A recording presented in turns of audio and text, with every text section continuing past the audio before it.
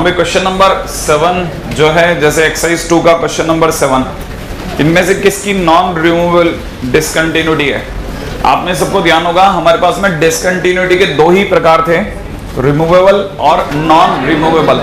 तो जो non removable था उसके लिए हम लोगों को क्या करना था ना, है ना, उसके लिए हमारे को LHL is not equal to RHL proof करना होता है कि नहीं। और आपको ध्यान नहीं है, जो इसका फर्स्ट क्वेश्चन है ना, ये आपने लिमिट में करा था।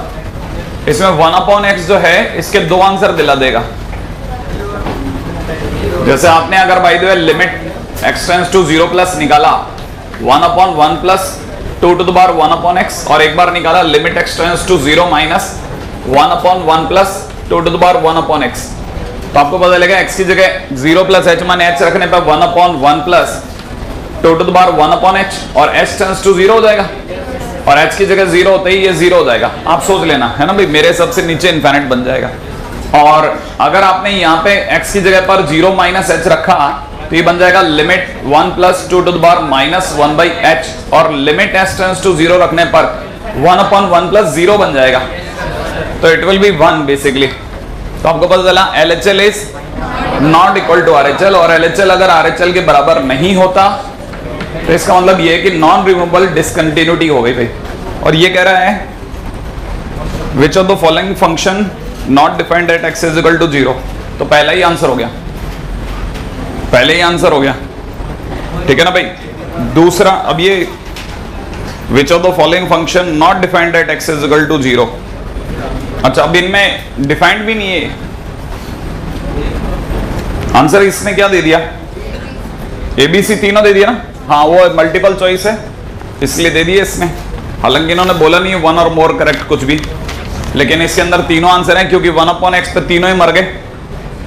tan इनवर्स 1/x भी चित्त हो गया, है कि नहीं? कैसे हो गया बताऊं?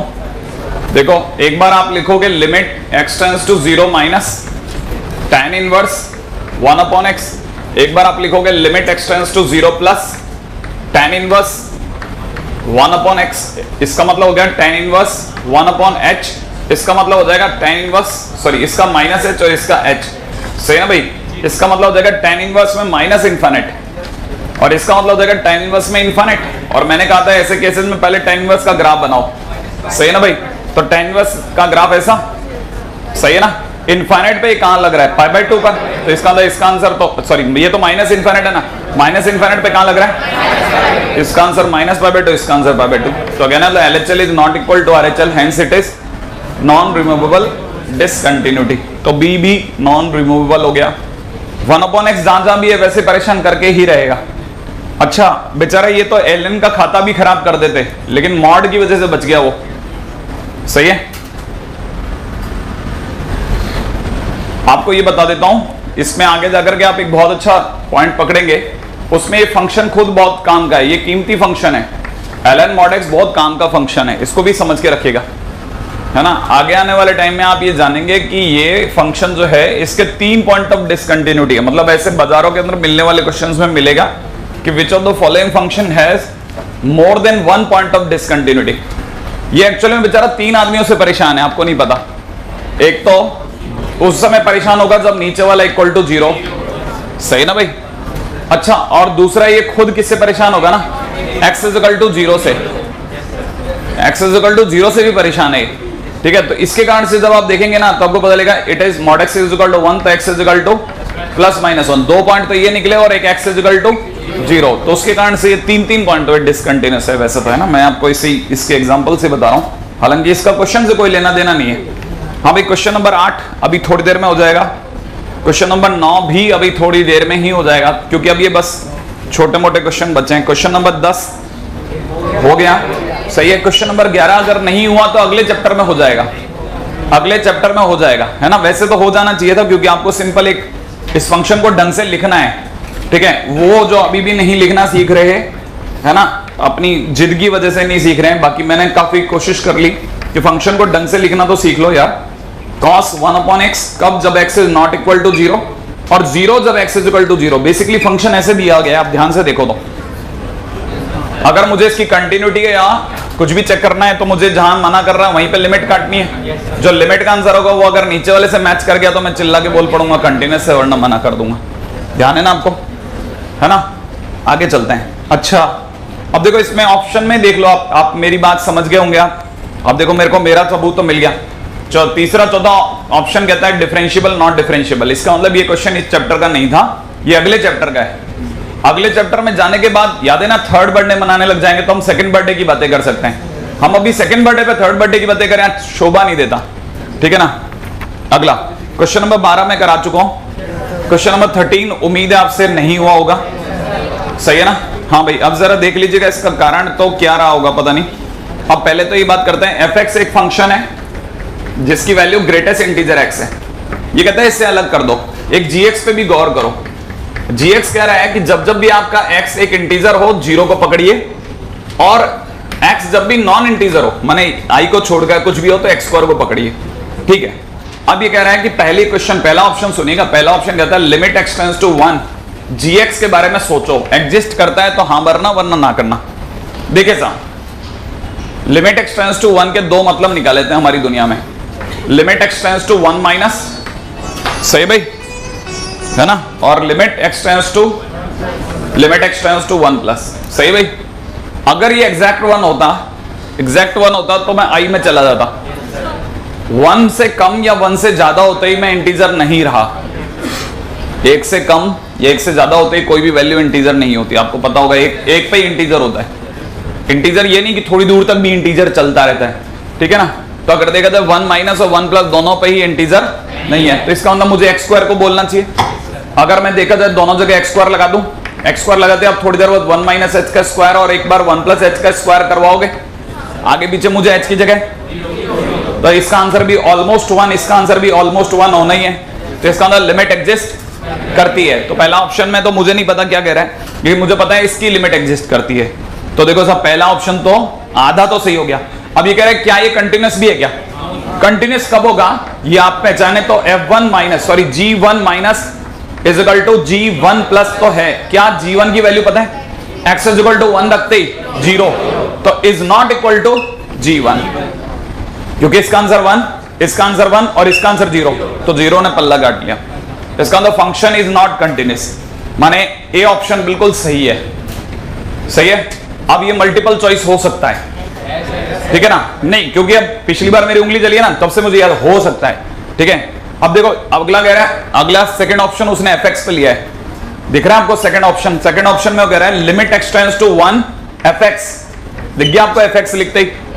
जैसे ही कोई मेरे को ये देगा, मैं हाथों हाथ इसके दो हिस्से करवा दूंगा, 1 माइनस h और 1 प्लस h, और 1 माइनस h का 0, 1 प्लस h का 1, तो आपको पता चल गया होगा कि लिमिट। तो इसका मतलब ऑप्शन बी का आधा हिस्सा सही है। अब ये कह रहा है does not exist, function is not continuous, बस बिल्कुल। तो डज नॉट एग्जिस्ट मतलब कंटिन्यूस भी नहीं है, लिमिटेड टंगी बेचारे की। फर्स्ट बर्थडे हैंग हो गया, सेकंड बर्थडे कैसे मनाएगा? तो इसका मतलब फंक्शन डज नॉट एग्जिस्ट, पहले तो लिमिट डज नॉट एग्जिस्ट, है ना? And it implies that discontinuous. तो कहना मतलब ऑप्शन बी भी सही है। प्रैक्टिकली यहां तक भी बात बैठ गई। अब सी भी देख लो, g o f x is continuous for all x, ठीक है? गोफेक्स कौन सी बहुत दूर की कौड़ी है, याद होगा? G o f x is continuous for all x, ठीक है भाई? गोफेक्स के लिए भी बात कर लेते हैं भाई। किस पे चेक कराऊं बताओ? 1 पे ही करा दूं? एक गोफ 1, एक 1 प्लस, एक 1 माइनस, लो आओ इस पे ही चेक कर लेते हैं भाई, कौन सा बहुत दूर है ये। अगर मैं इसे कहा किसी ने गोफ 1, तो इसका मतलब ये कि पहले मेरे को f में 1 डालना चाहिए, f में 1 डालते ही ग्रेटेस्ट इंटीजर 1 इज 1, तो इसका मतलब इट इज g1। क्या मेरी बात समझ गए? नहीं समझे? अगर ये g1 हुआ तो g1 का मतलब हो गया 0। क्या बात कह दी? बस अब इनमें से एक भी रूट जाए, मैं कहानी खत्म कर दूं इसकी, यहीं के यहीं, राइट है भाई? अब मैं 1 प्लस पे आ रहा हूं। 1 प्लस माने f में 1 प्लस रखने का मतलब हो गया 1 प्लस h, 1 प्लस h का 1, तो अगेन g1। यार ये पल्ले ही पड़ गया। अब तीसरा भी निकल आएगा, 1 माइनस में आ जाओ, 1 से कम होता है g0, और g0 इज इक्वल टू 0। अरे यार ये 1 पे तो कंटिन्यूस निकल गया, है ना? कोई और जगह देखते हैं, चलो 0 पे मरेगा, ठीक है? 0 पे ट्राई मारो, है ना भाई? गॉफ 0 आ भाई, है कि नहीं? गॉस जीरो का मतलब कितना हो गया? एफ जीरो, जीरो का ग्रेटेस्ट इंटीजर है zero, that is g zero, zero पर जीरो। अब आते हैं g o f zero minus, minus पे मेरा मन ज्यादा है, सही है, माइनस रखते ही माइनस वन, माइनस वन ना, और माइनस वन का छूटेगा ही नहीं, ठीक है, बस, ठीक है, जीरो प्लस कुछ नहीं हो सकता। पहले तो बता दो अंदर क्या है, F zero plus, zero plus पे जीरो, जीरो इज जीरो, ठीक है, जाने दो, ठीक है, कंटिन्यूस फॉर ऑल एक्स, हटाओ इसे, सी भी सही है, सही है। अच्छा अब मान लो एक बच्चा अड़ियल, अरे ऐसे कैसे जाने दें, तीसरे पे, तीन पे ट्राई कर लेते हैं, ठीक है, तो उसे तीन पे मत लेके जाओ, उसको कहो आ इधर आ जाओ, ठीक है, चल सीधे अपन तो गॉफ एन ही ट्राई करते हैं, नहीं है समझ में, एन प्लस और गॉफ एन माइनस, बस उससे क्या है वो समझ जाएगा कि नहीं अब कुछ नहीं ट्राई करना, ठीक है, कर लेंगे आगे, आ जाइए। अब चौथा फॉग आप खुद ट्राई कर लेंगे ना, चलिए बढ़िया, क्वेश्चन नंबर 13 हो गया, ठीक है। ऐसे ही आप धीरे धीरे धीरे शीट भर रहे हैं ना, जैसे कॉपी भर रही हो, आखिरकार अब कॉपी भी शीट भी सब एक जैसा हो गया। क्वेश्चन नंबर 14 पे आ जाओ, लेकिन आपकी ये चीज बुरी नहीं लग रही मेरे को उतनी, क्योंकि काम आप मन से कर रहे हैं तो ठीक है, धीरे धीरे आपको चैप्टर आ ही रहा है ना। क्वेश्चन नंबर एफ एक्स, हाँ नहीं भरेंगे, चलो क्वेश्चन नंबर 14, ठीक है, चैप्टर आ रहा है, ठीक है, अगले पे आ जाओ। अगला पॉइंट है, अब जबरदस्ती हाँ भी चलेगी, अच्छा खैर छोड़िए, अपनी बात पे आते हैं अपन, है ना। F x is equal to में क्वेश्चन नंबर 14 देख लिया आप लोगों ने, मुझे करना है या आप कर लेंगे? करना है, ठीक है, सुन लो आप तो, ठीक है। F x is equal to में आपको दे रखा है, बड़े ध्यान से सुनना चुपचाप, एक तरफ ग्रेटेस्ट इंटीजर दे रखा है, एक तरफ अंडर रूट में फ्रैक्शनल पार्ट एक्स दे रखा है, सही है भाई, मैं गलत तो नहीं हूं, ठीक है। अब ये कह रहा है कि फंक्शन अपने आप में कैसा है, हालांकि वैसे तो अगर आप अपनी फंक्शन की कॉपी उठाएंगे तो मैंने आपको ग्रेटेस्ट इंटीजर एक्स किसी से भी ऐड होने पर कैसे रिएक्ट करता है मैंने बताया था, मैंने तब आपको ये समझाया था कि फिर 0 1 1 2 2 3 ऐसे आप, है ना, बार्स खड़ी कर लें, जब x की वैल्यू 0 से 1 होगी तो ग्रेटेस्ट इंटीजर की वैल्यू 0 होगी, राइट है भाई। अच्छा जब ये 0 से 1 में होगा तो ये fractional part under root x है, fractional part under root x का ग्राफ जो होगा रूट एक्स का 0 से 1 वाला टुकड़ा होगा, मैं बस इतना ही बता पाऊंगा आपको, है ना। तो 0 से 1 के बीच में ये ऐसे होगा, सही है। अच्छा फिर 1 से 2 के बीच में ग्रेटेस्ट इंटीजर की वैल्यू 1 होगी, माने यही टुकड़ा एक ऊपर हो जाएगा, और जब ये एक टुकड़ा ऊपर होगा तो ये ऐसे जाएगा ऐसे, इसका मतलब ये जो इसकी लैग है ना इसको भर देगी, आपके समझ में आया? हाँ, फिर ये क्या होगा ना, इसी तरह से ऐसे चलता जाएगा, अब आपको पता चलेगा ये ऐसे चल गया गाड़ी, समझ में आया? ये हालांकि दिखने में जरूर आपको ब्लैंक बॉल लग रही है, लेकिन ब्लैंक नहीं है ये, हाँ पीछे वाला जो है वो इसको फिल कर रहे हैं, सही है। अच्छा एनीवे तो समझ ही गए होंगे, ये बादलों जैसा जो डायग्राम बनेगा, ठीक है, it will be continuous for all R, क्या दे रखा है आंसर में, continuous on R plus continuous on R continuous on R minus integer, a और बी होगा, सी भी दे रखा है क्या, सी दे रखा है, आर माइनस इंटीजर में कंटिन्यूअस है नहीं, एक्चुअल में ना अगर कोई ले रहा है तो उसकी बुद्धि पे प्रश्न चिन्ह, मतलब लेना, मतलब अगर बाय द वे इसने दे दिया तो जबरदस्ती वाली बात है, क्योंकि हमारे यहाँ पे आर में कंटिन्यूअस का मतलब होता है इंटीजर पे भी कंटिन्यूअस है, आर प्लस पे भी कंटिन्यूअस है, आर माइनस पे भी कंटिन्यूअस है, क्योंकि अगर बाय द वे इतने बड़े जोन में कंटिन्यूअस है तो बीच के सारे फ्रेम में तो कंटिन्यूअस है ही, लेकिन वो ऐसे तो किसी भी गिनाना चालू कर देगा तो थोड़ा अलग सा लगता है कि यार क्या बेवकूफी है। ये कहानी पकड़ में आ गई आपको, है ना। अच्छा मुझे नहीं पता, मेरे हिसाब से मैं वही तो कह रहा हूँ, सी ने तो मेरे को धक्का दिया, मैंने कहा यार बेवकूफी है एकदम, ठीक है। अब किसी पे भी ले आएगा, 1 पे कंटिन्यूअस 2 पे कंटिन्यूअस, ऐसे मजे लेना चालू कर दिया अगले ने, ठीक है। डोमेन नहीं बेटा क्या जरूरत है ना, मैं इतना मेहनत करके फंक्शन में कर चुका हूँ ना प्लेटफॉर्म तैयार, फिर वो उसको आग लगा देने वाली बात हो जाएगी।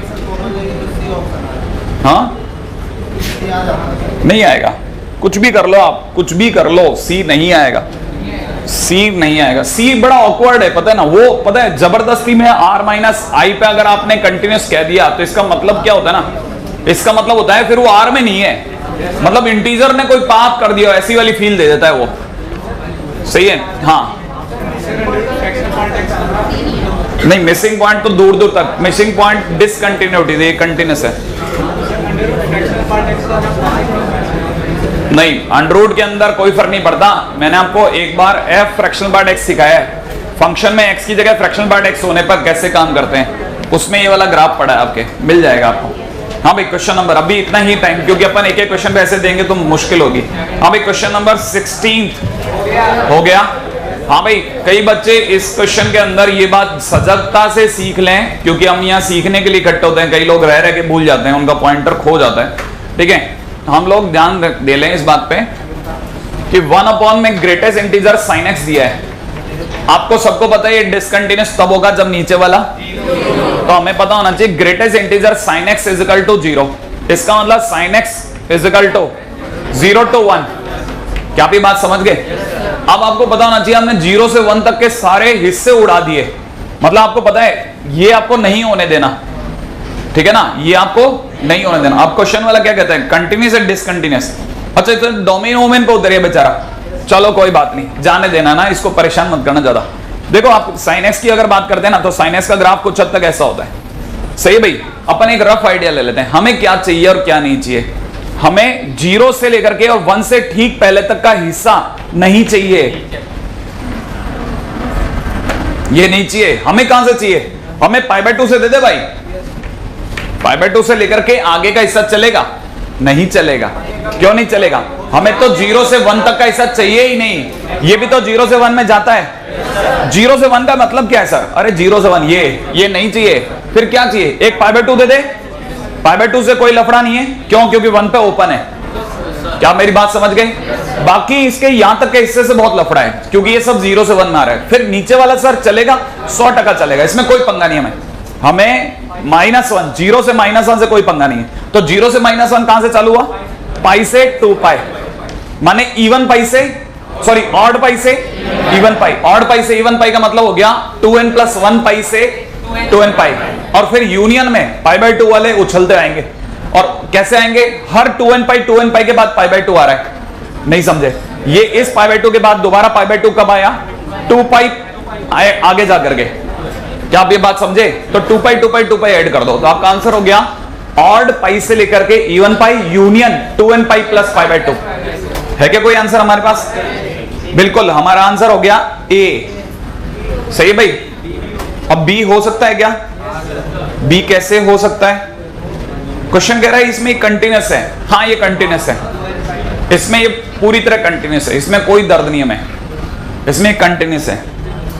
ठीक है, अच्छा सी भी आंसर है। क्यों? फंक्शन कंटिन्यूस नहीं है क्या? नहीं है, कारण बताता हूं, ये जरूर कंटिन्यूस होगा। पता है क्यों? क्योंकि जब आप इसका ग्रेटेस्ट इंटीजर लेंगे तो सिंगल पॉइंट आएगा, और बीच में क्या आता रहेगा पता है? इसका ग्राफ कैसे बनेगा? इसका ग्राफ बनेगा एक पार्टी, फिर दूर तक सफाया, फिर ये एक पट्टी, फिर एक पार्टी, दूर तक सफाया, फिर एक पट्टी। समझ रहे हैं आप बात को? और ये के बीच में जबरदस्त गैप है, इसलिए आप कहोगे π/2 यार तेरे पे कंटिन्यूस नहीं बोल सकता, बट इसके बीच में मैं लगातार बोल सकता हूं। नहीं है? हाँ, यहां से यहां तक मैं कंटिन्यूस बोल सकता हूं, ग्रेटेस्ट इंटीजर की वजह से मुझे ऐसा सोचना पड़ा। क्वेश्चन नंबर 17 आज भी आपके लिए भेद बना हुआ है, बना ही रहने दो, जब तक इतना छोटा क्वेश्चन आपके हाथों से नहीं होगा कोई मतलब नहीं है, जीवन व्यर्थ है। ठीक है, क्वेश्चन नंबर 18 याद है ना, मैंने उस दिन एक सी याद है आपको, उसकी टेबल बनवाई थी, किसी को याद है? सी डी DMM और अगला DDMMM, याद है ना? डिसकंटिन्यूस होते ही, ठीक है, आप कुछ नहीं बोलोगे, ना प्लस में, ना माइनस में, ना मल्टीप्लाई में, ना डिवीजन में। क्या आप ये बात समझ गए? अच्छा दूसरी बात ये मान के चलना, डिवीजन के दौरान एक बात को पकड़ लेना भाई, है ना, जैसे ये बिना बोले समझने वाली बात है। जैसे डिवीजन का मतलब होता है दो फंक्शन का डिवीजन ऐसे होता है, इसमें हम ये मानते हैं कि आप ये ऑटोमेटिकली अंडरस्टूड है कि आपने gx को 0 नहीं होने दिया है, और फिर भी पंगा आ गया है। नहीं है आपको मेरी बात समझना? हाँ, पंगा अब अन्य कारणों से है। जीरो होने की वजह से नहीं आया है, अब किसी और कारण से आया है, ध्यान रखना भाई, ये बात है ना।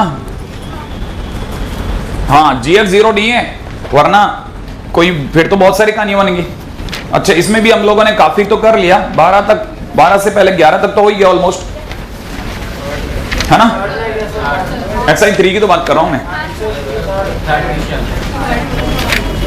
अच्छा, तीसरे ही रुक गया आपका। अच्छा, x minus x square minus x minus x square का मॉड, इसका ग्राफ ड्रॉ कीजिए और इसकी कंटिन्यूटी और डिसकंटिन्यूटी को -1 से 1 के बीच में डिस्कस भी कीजिए, ठीक है। अब इसका ग्राफ ड्रॉ करने का लॉजिक सोचते हैं अपन, क्या कितना मुश्किल है। देखें, मतलब ये आप इस तरह क्वेश्चन को बहुत अच्छे से करना काम, है ना।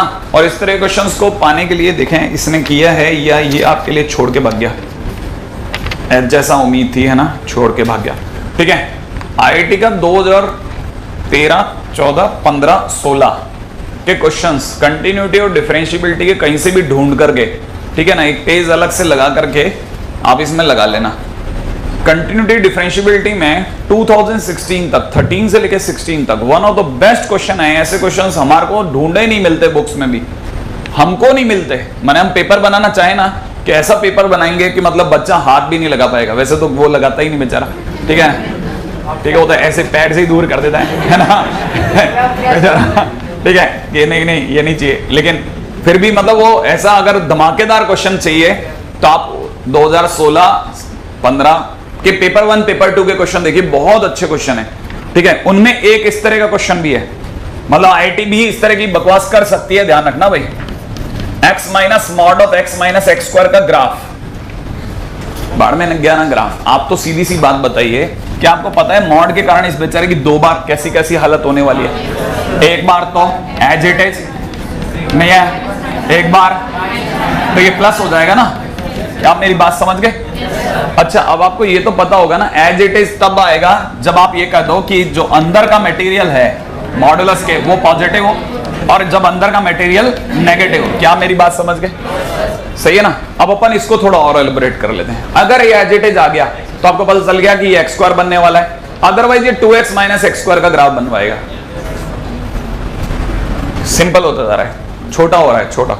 इसे भी दिमाग लगाते हैं, सर इसका क्या मतलब होता है। इसका सीधा सा मतलब हमारी दुनिया में ये होता है x इंटू 1 माइनस एक्स, और अगर थोड़ा अपने ध्यान दे दिए तो x इंटू एक्स माइनस 1, बस साइन ऑफ इनइक्वालिटी चेंज हो जाएगी, साइन ऑफ इनइक्वालिटी चेंज। अच्छा, आपको ये भी पता होगा कि ये यहाँ पे देखते ही आपके दिमाग में आ गया होगा 2 ब्रैकेट भाला अंदर की ओर, तो इसका मतलब x जो होगा वो कहां से कहां के बीच होगा, 0 से 1, 1 से 0, सही ना भाई, नहीं आया।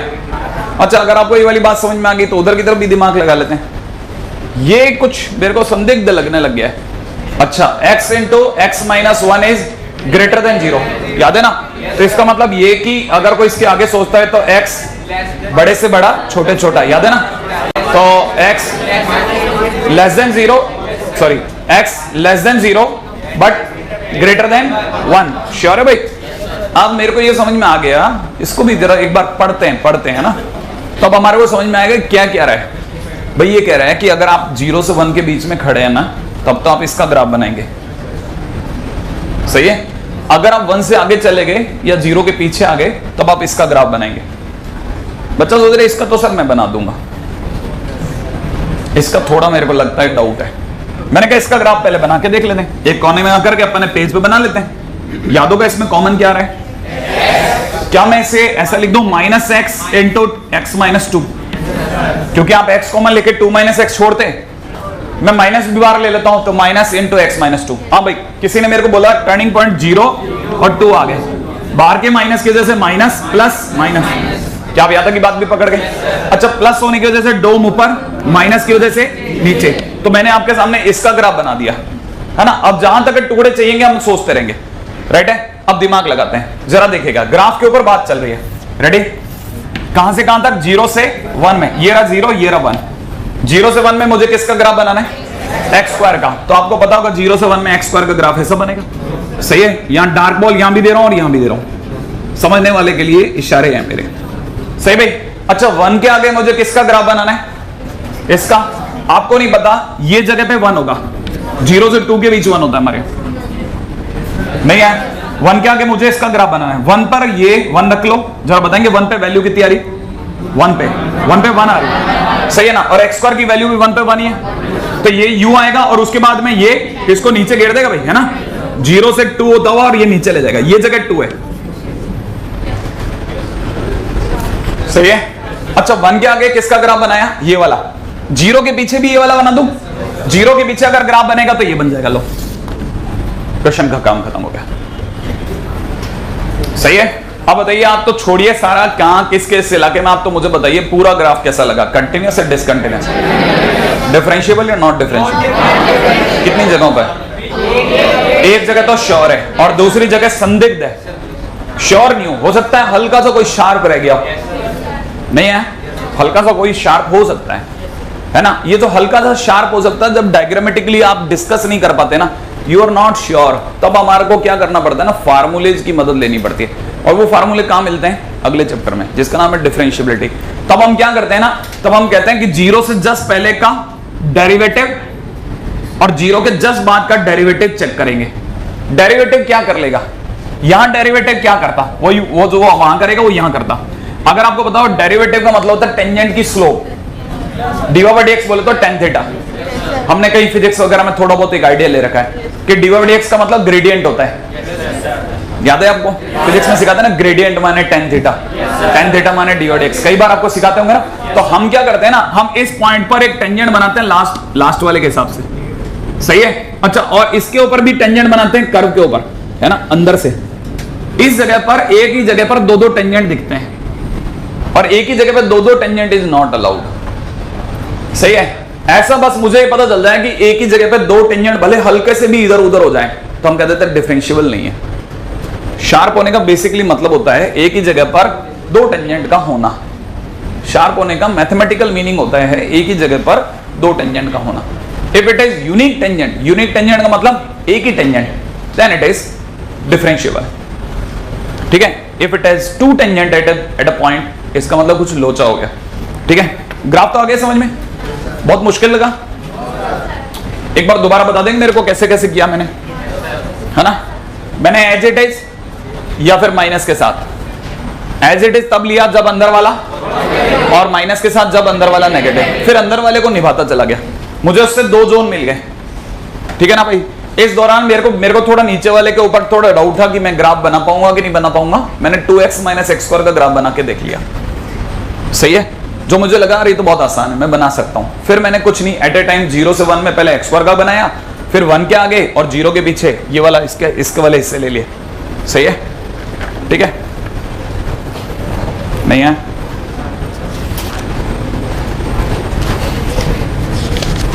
चलें आगे। अब बाकी बातें बाद में करेंगे, अपन आगे चलते हैं, ठीक है। चैप्टर की तरफ मूव करते हैं वापस से।